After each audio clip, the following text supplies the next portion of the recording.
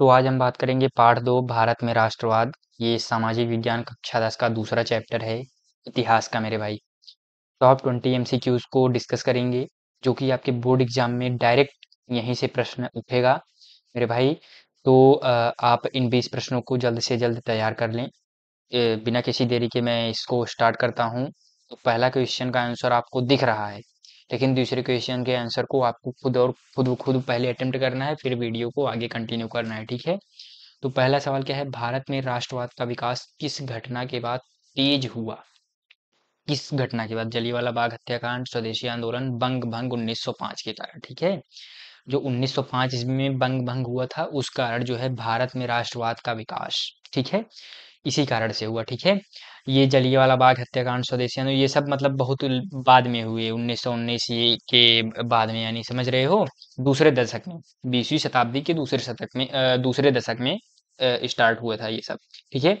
लेकिन बंग भंग 1905 यानी पहले दशक में ही, 20वीं शताब्दी के, ठीक। उसके बाद दूसरे प्रश्न पर आते हैं। बंगाल का विभाजन किसने किया था? Lord Curzon, Lord Dalhousie, Lord Wavell, या लॉर्ड माउंटबेटन, या लॉर्ड माउंटबेटेन। तो इसमें से किन्होंने जो है बंगाल का विभाजन किया था मेरे भाई? आप जल्दी से बताओ, ठीक है। तो दूसरे का ए ऑप्शन हो जाएगा लॉर्ड कर्जन ने, ठीक है। लॉर्ड कर्जन ने जो है आपका बंगाल में का विभाजन किया था, ठीक है। उसके बाद बंग भंग के विरोध में कौन सा आंदोलन शुरू किया गया था?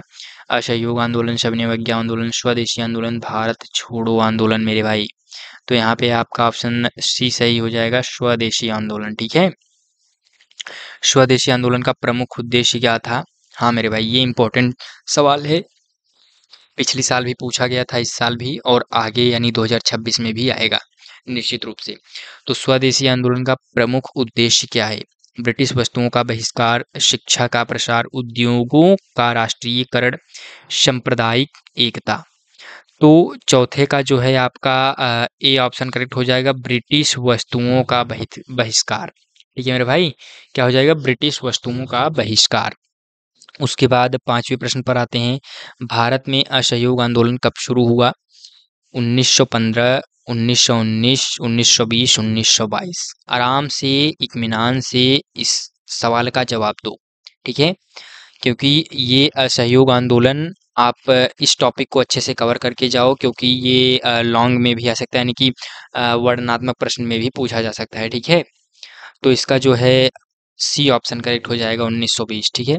उसके बाद बिना किसी देरी के छठे क्वेश्चन पर आते हैं। असहयोग आंदोलन को बंद करने का कारण क्या था? अंग्रेजों का विरोध, किसानों का विद्रोह, चौरी चौरा कांड, जलियांवाला बाग कांड, ठीक है, जो जलियांवाला बाग हत्याकांड हुआ था। तो इनमें से कौन सा करेक्ट होगा असहयोग आंदोलन को बंद करने का कारण? तो मेरे भाई क्या हो जाएगा, चौरी चौरा का जो कांड हुआ था, उस कारण जो है असहयोग आंदोलन को बंद करना पड़ा, ठीक है। उसके बाद जलियांवाला बाग हत्याकांड कब हुआ? 1917, 1918, 1919 या 1920। तो आपको याद रखना है, 1919 में जलियांवाला बाग हत्याकांड हुआ, ठीक है। ये बहुत फेमस कांड है, ठीक है मेरे भाई, ठीक है। तो जलियांवाला बाग हत्याकांड बहुत ही फेमस है, इसके बारे में डेप्थ में अच्छे से, मतलब डीपली जा कर के पढ़ो अच्छे से, ठीक है, विस्तृत रूप में एक तरीके से कह लो। उसके बाद आठवें प्रश्न पर आते हैं। जलियांवाला बाग हत्याकांड कहाँ हुआ था? दिल्ली, लाहौर, अमृतसर या चंपारण? तो जलियांवाला बाग हत्याकांड ये भी इम्पोर्टेंट है, ये मैपिंग में आता है। मैपिंग मतलब समझ रहे हो, जो मैप में टिक करने के लिए होता है। तो अमृतसर पंजाब, ठीक है। तो पंजाब यानी दिल्ली, यानी आप देख ही रहे हो सेंट्रल में एकदम, तो उसके जो है पश्चिम साइड में है पंजाब, तो वहीं पर आपको टिक करना है अमृतसर पंजाब, ठीक है। वहीं कहीं पे अगर आप टिक कर दोगे, जलियांवाला बाग हत्याकांड वहीं पर हुआ था, ठीक है। मैप के लिए भी और ये एमसीक्यूज के लिए भी इम्पोर्टेंट है। उसके बाद नौवां प्रश्न, जलियांवाला बाग हत्याकांड के समय पंजाब का गवर्नर कौन था? माइकल ओडवायर, या जनरल डायर, कर्जन, मोंटेग्यू? तो मेरे भाई माइकल ओडवायर, ठीक। कौन था? माइकल ओडवायर थे जलियांवाला बाग हत्याकांड के समय पंजाब के गवर्नर, ठीक है। उसके बाद 10वें प्रश्न पर आते हैं। रोलेट एक्ट किस वर्ष पारित किया गया था? 1917, 1918, 1919 या 1920? तो रोलेट एक्ट जो है मेरे भाई 1919 में ही पारित किया गया, ठीक है।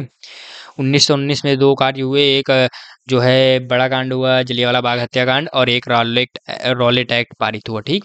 उसके बाद 11वां प्रश्न, भारत छोड़ो आंदोलन कब प्रारंभ हुआ? 1923, 1935, 1940 या 1942? तो 1942 से ही भारत छोड़ो आंदोलन का नारा लगना चालू हुआ, ठीक है। उसके बाद 12वां, भारत छोड़ो आंदोलन का नारा किसने दिया? इसको बताने की मुझे बिल्कुल भी आवश्यकता नहीं है, इसको एक झटके में आप आंसर कर सकते हो। तो आगे मैं नाम नहीं लूँगा, आप समझदार हो, ठीक है। ये आप बचपन से ही पढ़ते आ रहे हो, फिर भी एक बार बता दे रहा हूँ, बी महात्मा गांधी जी, ठीक है, मोहनदास करमचंद गांधी जी, ठीक। उसके बाद 13वां, सविनय अवज्ञा आंदोलन का आरंभ किस घटना से हुआ था? दांडी यात्रा, जलियांवाला बाग, चंपारण आंदोलन, सूरत विभाजन? तो सविनय अवज्ञा आंदोलन जो है दांडी यात्रा या दांडी मार्च, ठीक है, ए ऑप्शन करेक्ट हो जाएगा। 14वां प्रश्न, दांडी यात्रा कब प्रारंभ हुई? ठीक है, दांडी देखो 3-4 जो घटनाएं हैं, जलियांवाला बाग हत्याकांड, चंपारण आंदोलन, दांडी यात्रा, उसके बाद और 2-3 जो हैं, तो जो ये सारी जो घटनाएं हैं मेरे भाई, इसको याद रखो, यही इस चैप्टर का मेन वो है, समझ लो कि मुख्य टॉपिक, ठीक है, मुख्य बिंदु है, इसको याद कर लो। दांडी यात्रा कब प्रारंभ हुई? तो आपका जो है दांडी यात्रा 1930 ईस्वी में प्रारंभ हुई, ठीक है। उसके बाद 15वां प्रश्न, नमक सत्याग्रह का उद्देश्य क्या था? नमक कर समाप्त करना, विदेशी वस्त्रों का बहिष्कार, अंग्रेजों से बातचीत, किसानों को राहत। तो नमक सत्याग्रह क्या था? नमक कर जो है समाप्त करना, नाम से ही समझ में आ रहा है, ठीक। 16वें प्रश्न पर आते हैं, कांग्रेस का गठन किस वर्ष हुआ था? तो कांग्रेस का गठन 1880, 1885, 1890 या 1900? तो मेरे भाई 1885 ईस्वी में कांग्रेस का गठन हुआ था।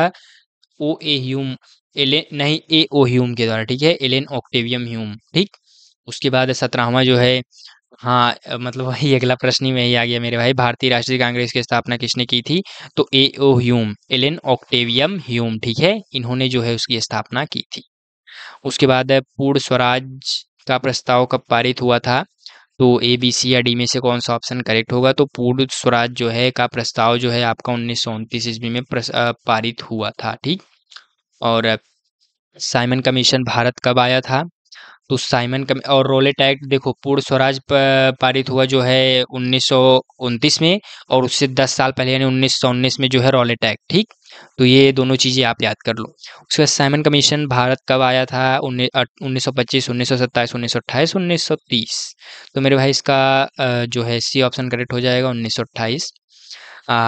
30वें प्रश्न पर आते हैं और आखिरी प्रश्न है, आराम से इत्मीनान से इसका जवाब दो। भारत में राष्ट्रवाद के उदय का अंतिम परिणाम क्या था? भारत का विभाजन, भारत की आज़ादी, ब्रिटिश शासन का विस्तार, कांग्रेस का अंत? तो ये इम्पोर्टेंट प्रश्न है, इसका आराम से आप जवाब दीजिए। तो इसका तो मैं कहूँगा कमेंट बॉक्स में जवाब दीजिए, लेकिन मैं आपको बता दे रहा हूँ, जो है भारत में राष्ट्रवाद का उदय जो है अंतिम परिणाम क्या था?